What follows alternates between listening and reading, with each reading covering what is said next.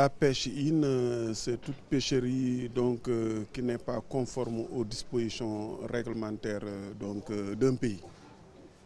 Au Sénégal, nous avons le code de la pêche qui régit toutes les activités économiques, de l'obtention de la licence de pêche pour les industriels ou le permis de pêche pour les pêcheurs artisans, jusqu'à la mise en marché des produits. Tout est normé. Et toute activité qui ne rentre pas dans le cadre de ce code de la pêche est considérée comme une pêche in. Une pêche in n'est pas seulement une pêche liée à une présence étrangère, mais on peut avoir une pêche in, pêche INN, pour des activités non conformes aux dispositions réglementaires. Moi, je pense qu'il faut d'abord informer le public, les opérateurs économiques, les acteurs sur les dispositions réglementaires.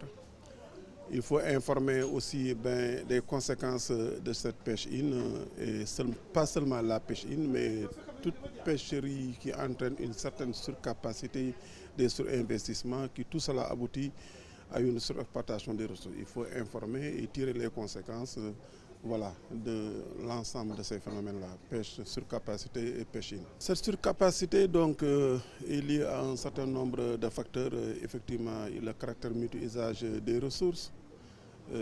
Si on prend les petits pélagiques côtiers, ces ressources servent à la consommation humaine, aux usages non alimentaires comme l'industrie de farine de poisson, les exportations, mais aussi il y a le soutien public qui a un peu occasionné cette surcapacité.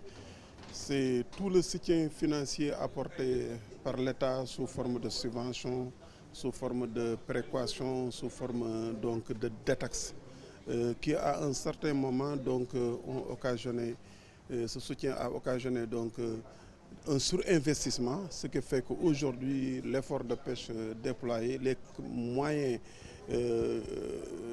mis en œuvre, déployés dans les pêcheries, dépasse carrément le potentiel halieutique. Et ça peut poser des problèmes. Je ne dis pas qu'il faut arrêter le soutien financier de l'État au secteur de la pêche. Ce soutien est très utile puisque nous sommes dans un monde très compétitif. Les entreprises sénégalaises doivent être compétitives sur le marché international. Mais ce soutien financier aujourd'hui, concernant tout ce qui peut occasionner une surcapacité, je veux dire que ce soutien financier doit être réorienté particulièrement vers des fonctions de gestion. Comme vous le savez, la pêche est maintenant, aménagée. C'est les plans d'aménagement qui prévalent au niveau de la pêche et ces différents plans d'aménagement ont besoin d'un financement. Donc ce soutien financier, une bonne partie, doit être orienté vers les fonctions de gestion. C'est la surveillance, c'est la recherche, c'est tout ce qui concerne la qualité sanitaire, la sécurité sanitaire des produits.